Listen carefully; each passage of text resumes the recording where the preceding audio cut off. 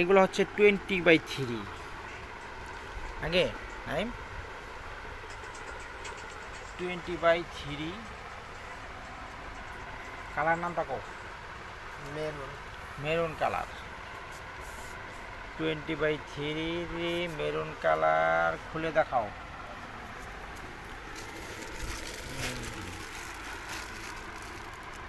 এটা কি course sticker 2000 metre 20/3। এটা হচ্ছে আমাদের ডাইং করা সুতা, 150 গ্রাম ওজন আছে, এক এক কোণে 150 গ্রাম ওজন আছে সর্বনিম্ন, উপরেও আছে। তো এগুলো 23 পানি কালার ববেন, গুণে মানের সেরা 20/3 সুতা।